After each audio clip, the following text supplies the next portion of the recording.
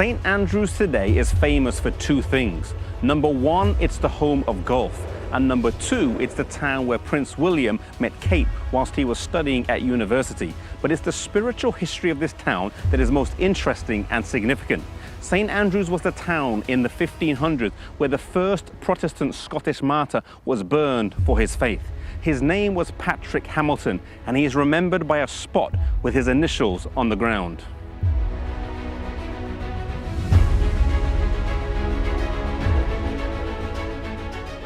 But we fast forward to the year 1538 when Cardinal David Beaton took over and made it his mission to catch a reformer by the name of George Wishart and stamp out what he saw as the growing heresy in Scotland. At the time, George was only a young man, 25 years old, and he stayed one step ahead of the cardinal and escaped and went to Cambridge University, where he met with Hugh Latimer, and together they went on to Bristol. He was only there for about 6 months when he got into trouble again and had to flee the city.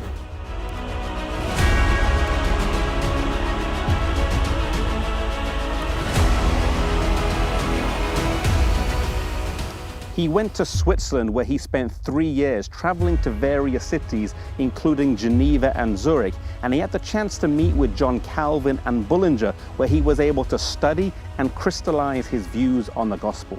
In 1542, he returned to the British Isles and went to Cambridge, where he taught at the university. After teaching for 1 year, he then returned to Scotland, where he began to preach the gospel in cities around the country.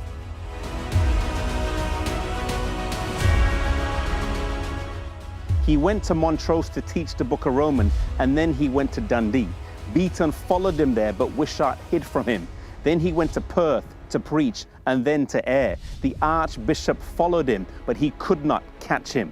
He then went back to Dundee, and a priest by the name of John Whiten was sent to kill him, but the crowd turned against him.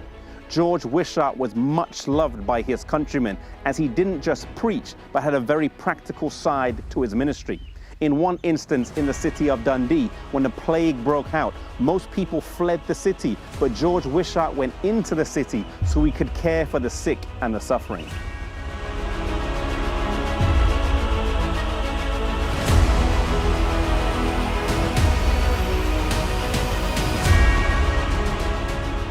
Towards the end of his life, he met John Knox, who was a young man at the time and would go on to be a great leader in his own right in the Scottish Reformation.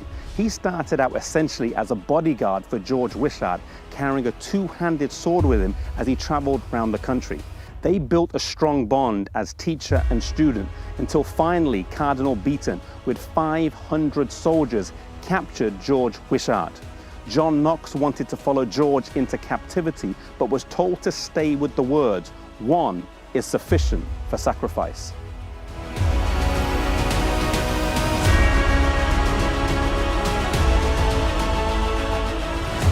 He was brought here to the castle and put here in this sea tower where he was imprisoned. He was then tried, and as he was tried, he answered all his accusations from the Bible. They were not satisfied, and he was condemned to death. Outside the castle walls, the initials GW are imprinted on the ground, marking the exact spot where George Wishart gave his life at the young age of 33.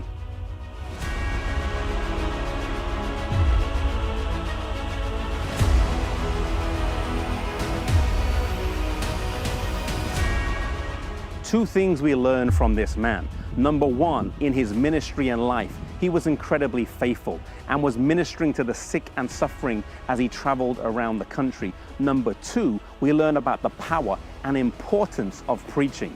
How in 2 years, as he traveled around the country, he caused great revival, making a lasting change and impression here in this country.